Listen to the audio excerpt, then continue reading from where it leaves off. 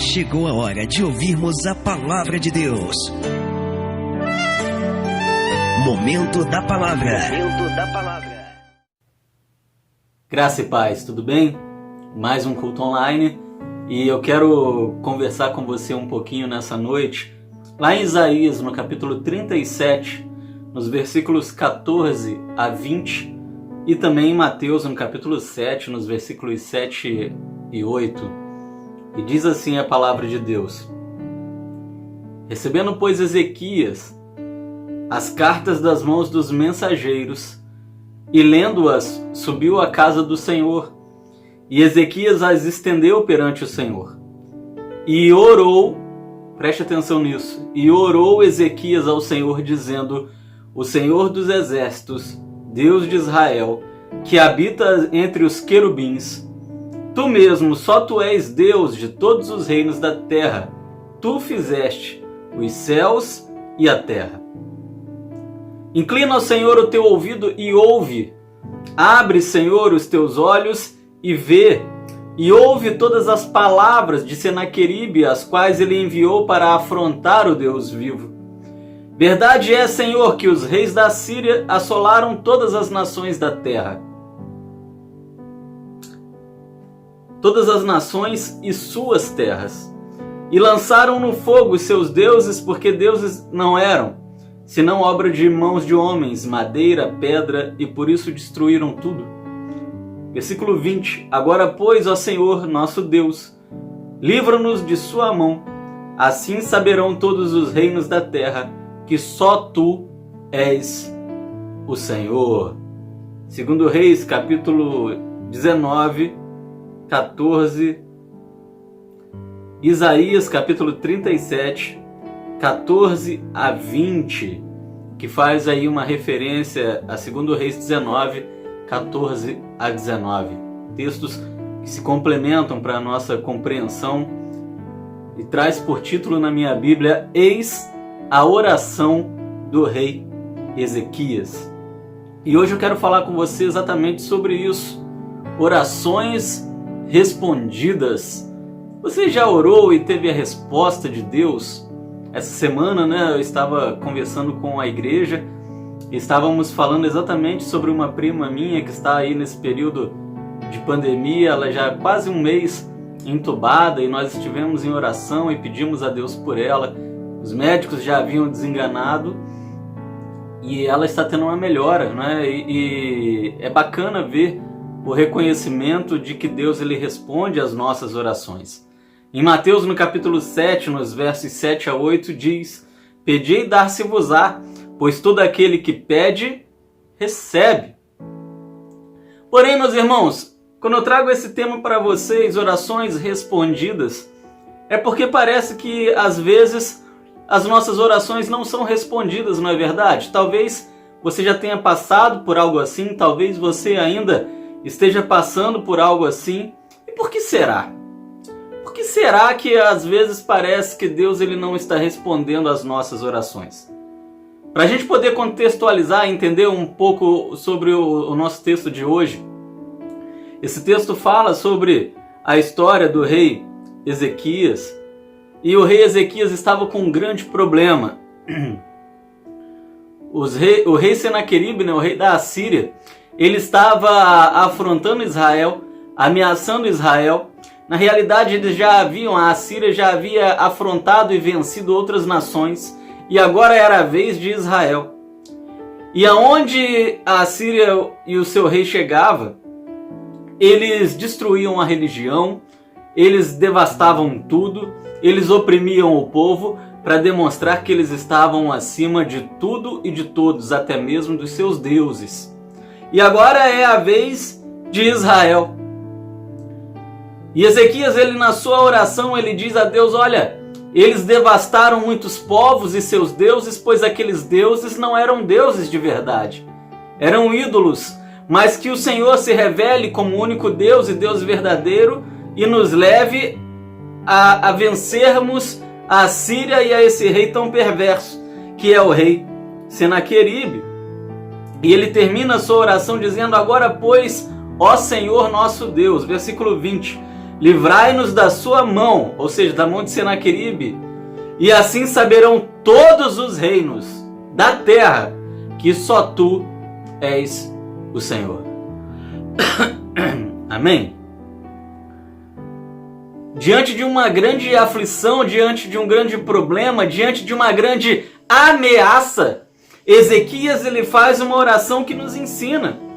E esse texto ele nos traz algumas lições preciosas para a nossa vida de oração. Normalmente nós oramos quando estamos em circunstâncias como Ezequias, circunstâncias de aperto. Quando a coisa está ruim para o nosso lado, nós recorremos à oração. E claro que isso não é o certo, não que você não deva orar em tempos de aflição, mas devemos orar o tempo todo, inclusive quando as coisas vão bem. Mas quando as coisas vão mal, nós oramos com mais afinco, Nós oramos com mais entusiasmo, nós nos entregamos à oração. E olhando para a oração de Ezequias, nós podemos aprender algumas lições importantes.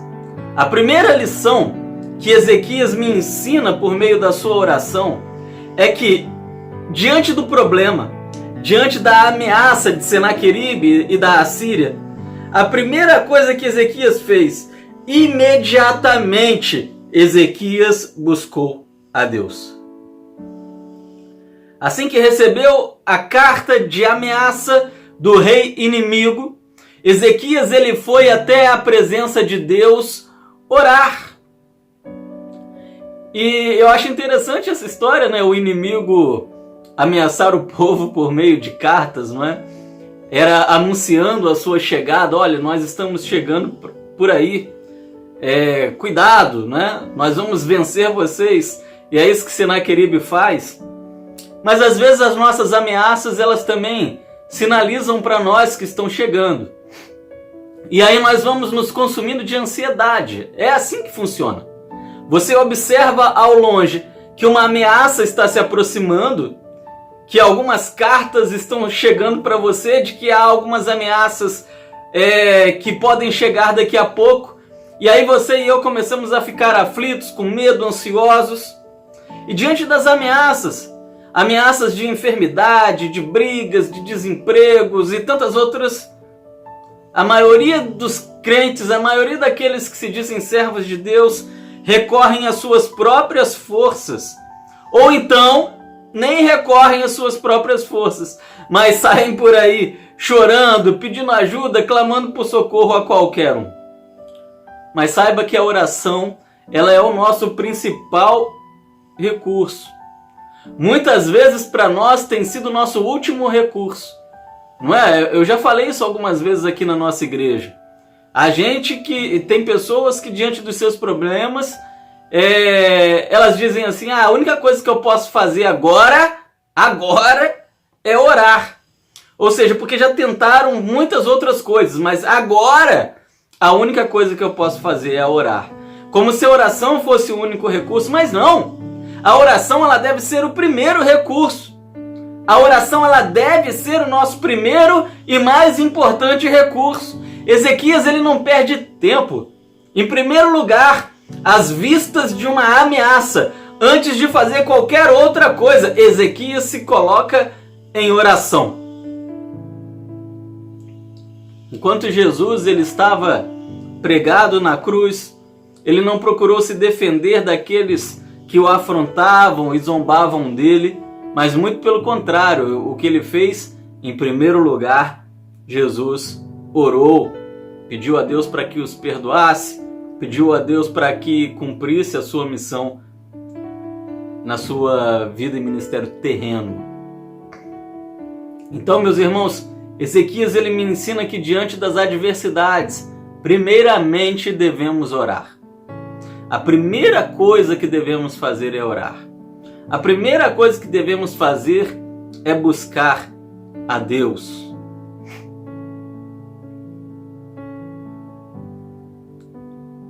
Quando nós olhamos, meus irmãos, para a história de Ezequias, nós vemos a sua oração diante da ameaça de um rei e de seu povo que estavam dizimando todos que passavam na sua frente, e agora era a vez de Israel, era a vez do povo de Ezequias.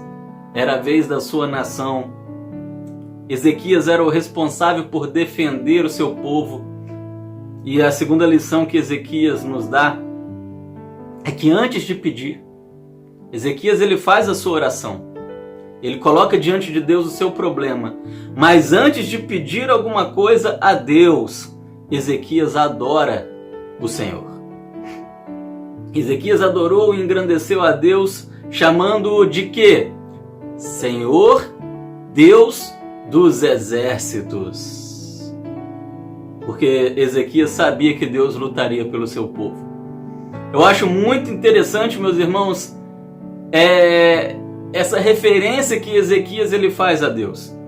Ele está diante de uma batalha militar, ele está diante de uma guerra e ele identifica Deus como o Deus dos exércitos. Assim também é na nossa vida. Nós sabemos que Deus ele tem muitos nomes e ele tem, entre os seus nomes, Deus é paz, Deus cura, Deus é justiça. E nós devemos entender que antes de pedirmos alguma coisa a Deus, nós devemos reconhecer em adoração que em todas essas circunstâncias, quando precisamos de paz, quando precisamos de justiça, quando precisamos de cura, Deus é Deus para operar.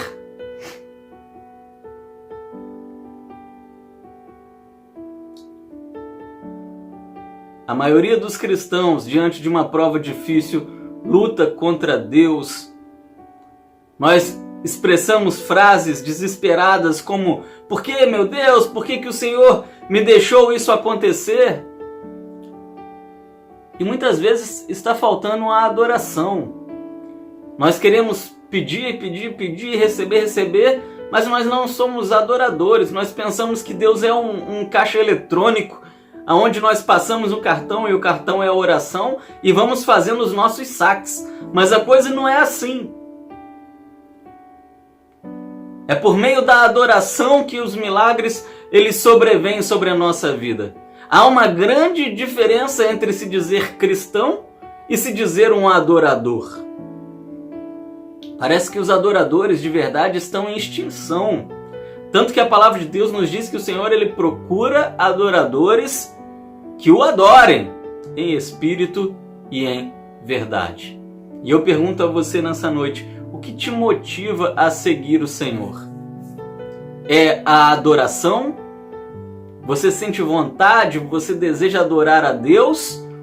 Ou é tão somente porque Deus pode fazer alguma coisa por você?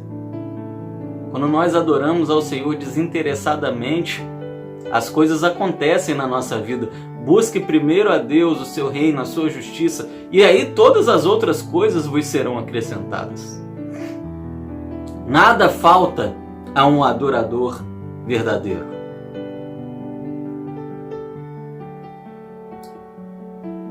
Quando nós olhamos para Jesus ali no Getsêmani, momentos antes da sua crucificação, ele vai até aquele local para a adoração e ele ora, e você conhece a passagem, onde ele tem o seu suor de sangue, não é? Onde Jesus está buscando um relacionamento com o Pai, antes de cumprir o seu propósito terreno de remir a humanidade. Então ali Jesus ele entrega a Deus tudo. Isso é adoração. E ele se dispõe a cumprir a vontade de Deus. Isso é adoração. Orações respondidas são aquelas que não lutam contra Deus, mas que se rendem à sua vontade. As nossas orações devem se render à vontade de Deus. Como que está a nossa vida de oração nesse período de pandemia? Será que nós temos orado? Nós estamos aí, março, abril, maio, junho, julho, agosto, 6 meses enclausurados muitas vezes dentro de casa, nos vendo aqui por enquanto nos cultos online. Como é que está a sua vida de oração? Não venha me dizer que você não ora 6 meses, pelo amor de Deus. Reserve, se você está 6 meses sem orar, dá pause aí no culto online e vai orar. Depois você volta para continuar essa reflexão. Porque a oração, ela é aquilo que nos une mesmo a Deus. Deus, ele não vai responder a oração de ninguém que não é um adorador.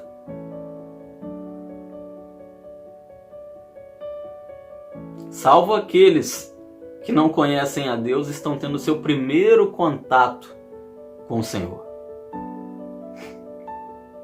Como que Ezequias nos ensina diante de um problema tão difícil, de uma ameaça tão iminente? Ezequias, ele faz a sua oração em terceiro e último lugar. Ezequias, ele nos ensina mais uma lição. Ezequias, ele não puxou para si o que era uma afronta a Deus. Presta atenção, isso é algo muito atual para os nossos dias.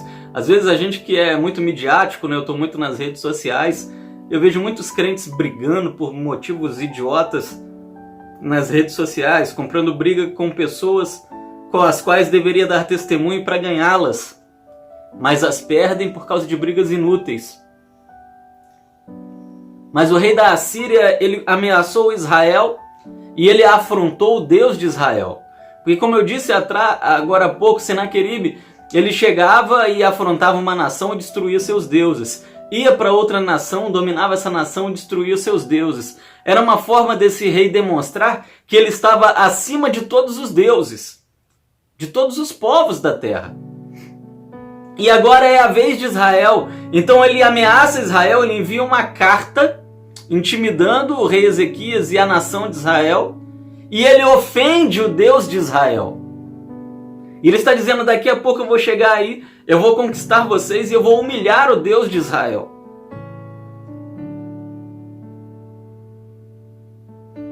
É o que nós vemos muito hoje em dia, né? Só que uma outra linguagem. Nós iniciamos esse ano sobre uma polêmica grande com as afrontas do grupo Portas dos Fundos. E aí é grupo de carnaval que faz alguma ofensa contra Deus. É movimento LGBT que faz movimentos contra os cristãos. Agora está havendo um preconceito velado contra os cristãos a respeito da questão do aborto, não é? E na realidade está havendo uma perseguição contra os cristãos nesse tema, porque você pode ser cristão no Brasil desde que você não tenha opinião, essa que é a verdade. Mas Ezequias, ele não puxa para si essa ofensa contra Deus. É interessante isso. Ezequias, ele não é aqui nesse momento um advogado de Deus. Ele não puxa para si essa afronta. E não porque Ezequias fosse covarde, não. A gente vai entender isso daqui a pouco.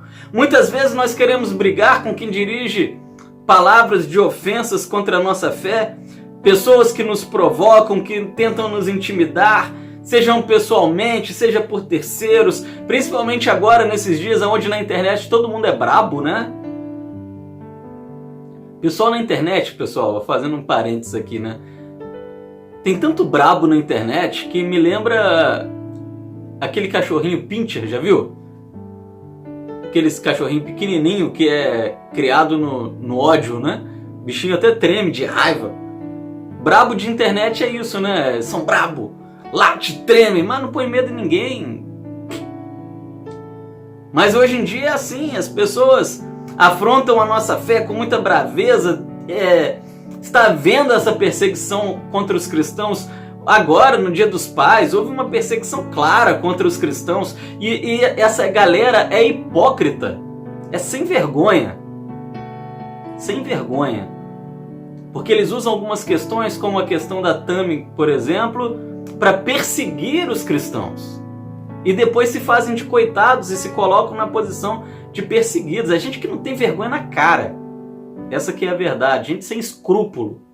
Covarde.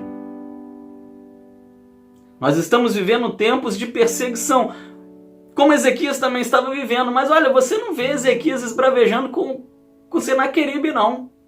Você não vê Ezequias ameaçando Senaqueribe. Muito pelo contrário.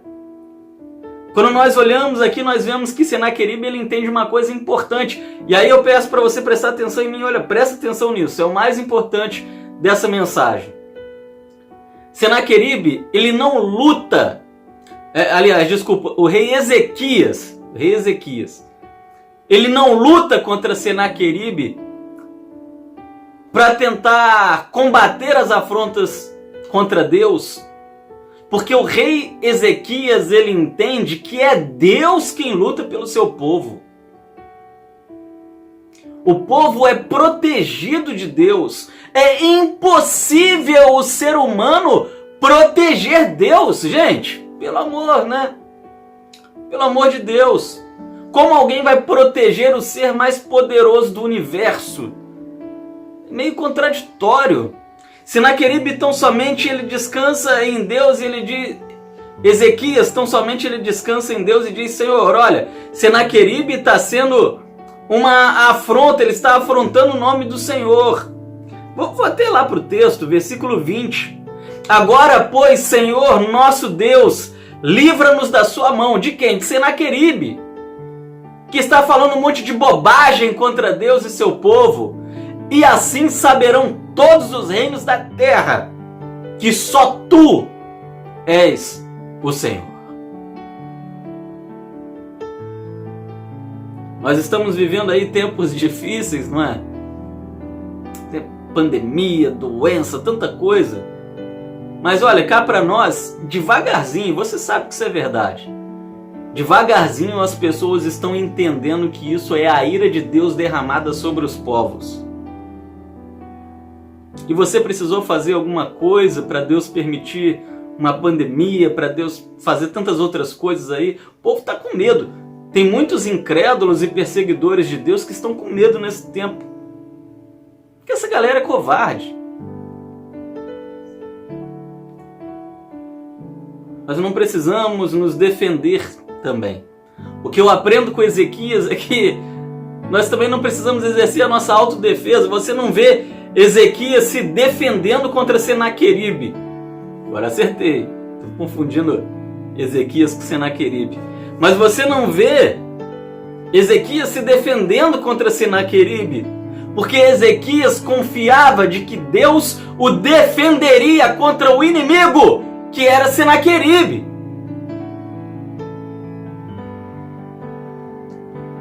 Vamos deixar que Deus ele lute contra quem deseja o seu mal e contra quem deseja o nosso mal, porque Deus é o nosso escudo. É isso que nos diz a palavra do Senhor, que Deus é o nosso escudo e não o contrário. Nós não somos o escudo de Deus.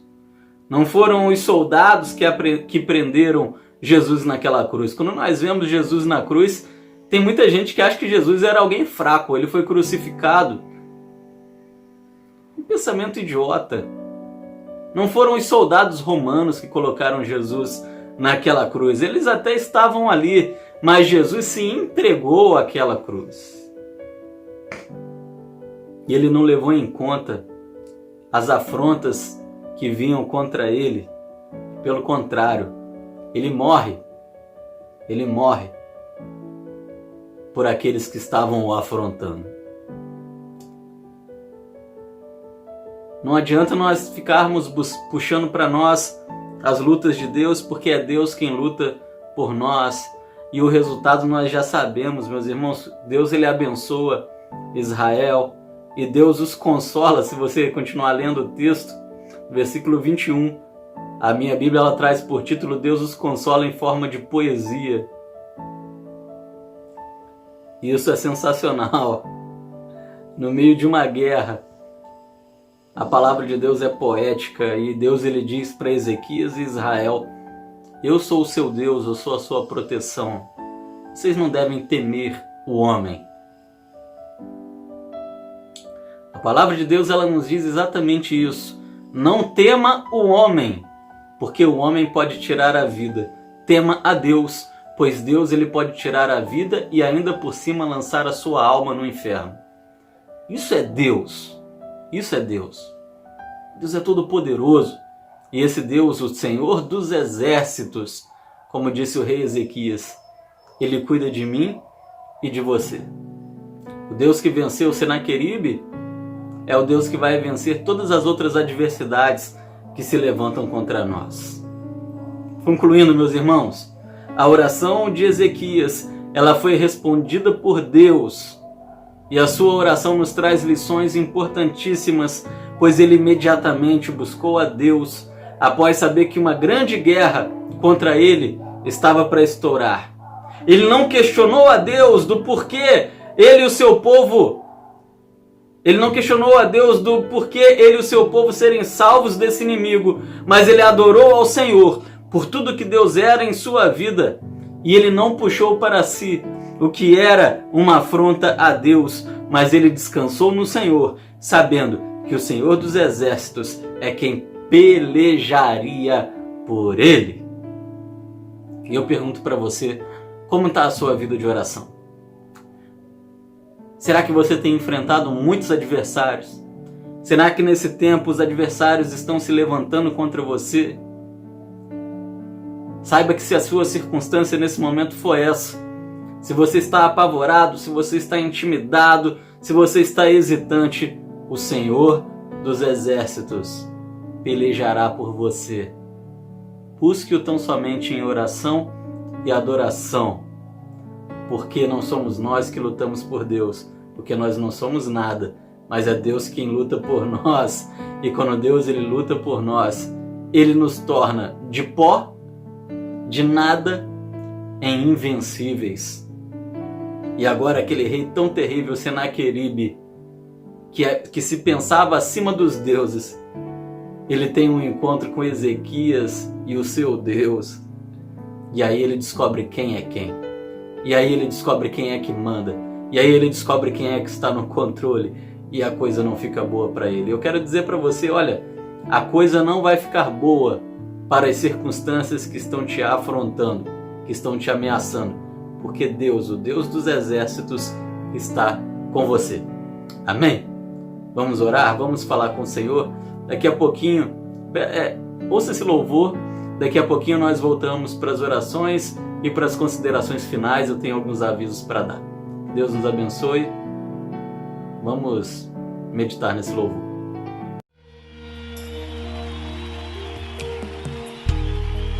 Cante comigo.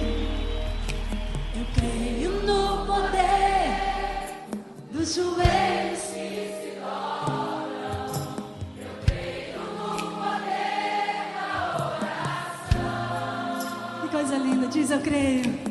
Eu creio no poder das mãos que se levantam. Eu creio sim. Eu creio no poder da oração. Por isso eu vou levar meus problemas pra Deus, entregar meus problemas pra Deus, abençoar minha família, minha casa, meus irmãos, porque eu creio no poder da oração. Eu creio no poder da oração.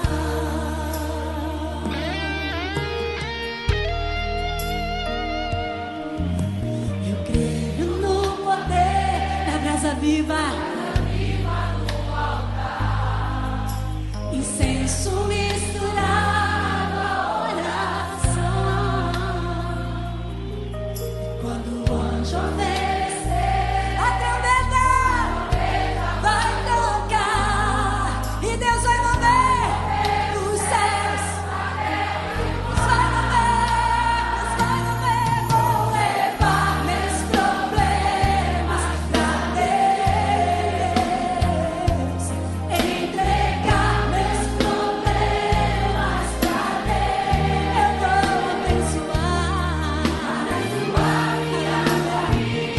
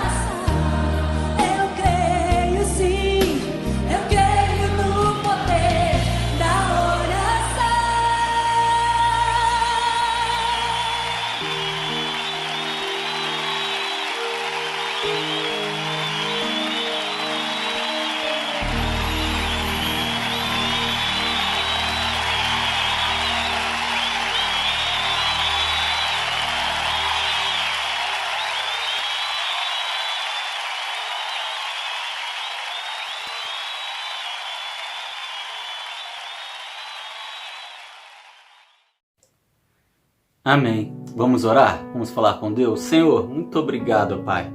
Obrigado por essa palavra que nos desperta para a importância da oração, ó Deus. Nesses tempos tão difíceis que nós estamos vivendo.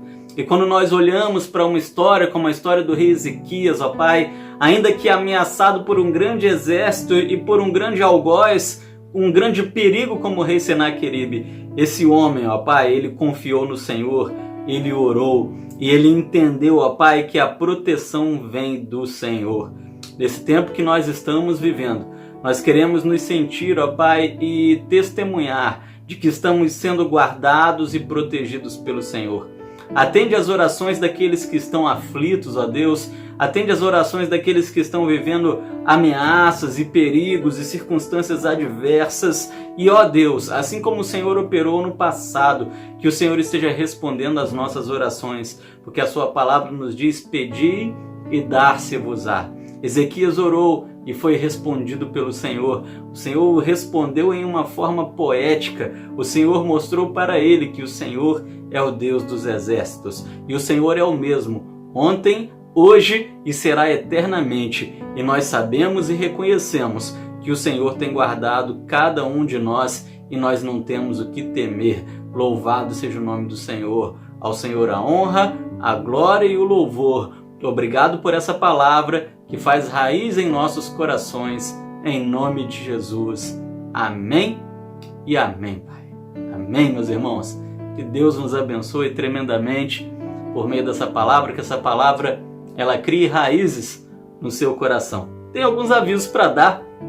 Quanto tempo que eu não dou um aviso depois de uma reflexão, não é verdade? Temos dado, né, os avisos aí de forma autônoma aos sermões, mas eu quero trazer alguns avisos importantes. Presta atenção, anota aí na sua agenda, né, como nós por enquanto ainda estamos nos cultos online, para você não ficar perdido.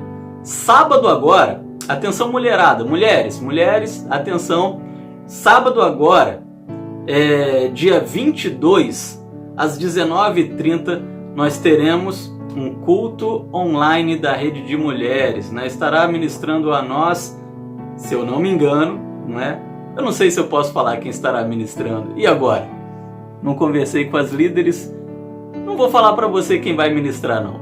Vai ser uma surpresa, mas atenção mulheres, sábado agora, dia 22 às 19h30, culto online da Rede de Mulheres. Não fique de fora. Já é aquele pique ali para nós estarmos voltando para os nossos cultos presenciais.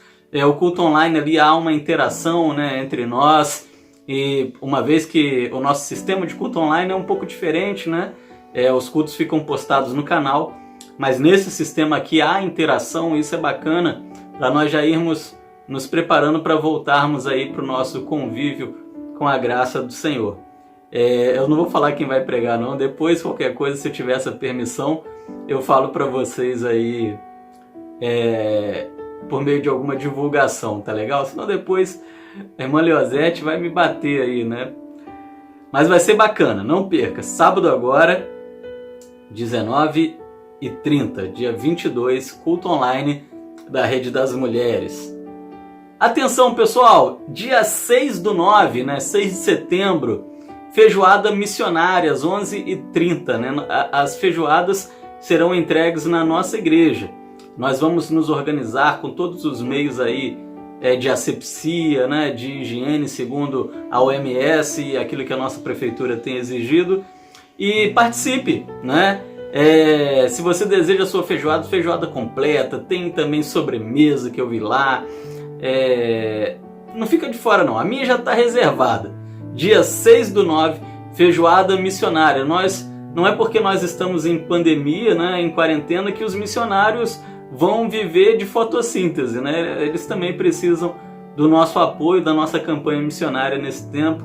Parabéns à irmã Leozete, irmão Gessi e demais membros da equipe missionária da nossa igreja por essa consciência, não é? Então, feijoada missionária, dia 6/9, 11h30, reserve a sua com o irmão Gessi e com a irmã Leozete. Precisamos fazer missões em tempos de pandemia também. E por fim, meus irmãos, o último aviso sobre o retorno dos nossos cultos presenciais. Eu estou estudando um projeto para nós retornarmos aos nossos cultos presenciais, provavelmente no primeiro domingo de outubro, dia 4 de outubro, né? Primeiro domingo de outubro. Com isso nós temos aí 1 mês e 10 dias praticamente para nós nos prepararmos para esse retorno. Lembrando que esse retorno será atendendo as normas municipais e também as normas estaduais e nacionais. Então, infelizmente, nem todos poderão retornar nesse tempo, né? Há ainda restrição aos idosos, ao pessoal do grupo de risco, às crianças, mas já é um começo, né? Nós percebemos que a pandemia não chegou ao fim, né? Nós precisamos ter muita cautela ainda nesse tempo. Por hora, né? É uma previsão de reabertura. Não está tão perto, mas também não está tão longe, né? Mais 1 mês para a gente deixar aí a pandemia diminuir. Ela está diminuindo em Volta Redonda. E aí, com fé, tudo vai dar certo. E esteja em oração por isso, né? Eu acredito que de agora... Tá longe? Tá, nem tanto. Longe e perto.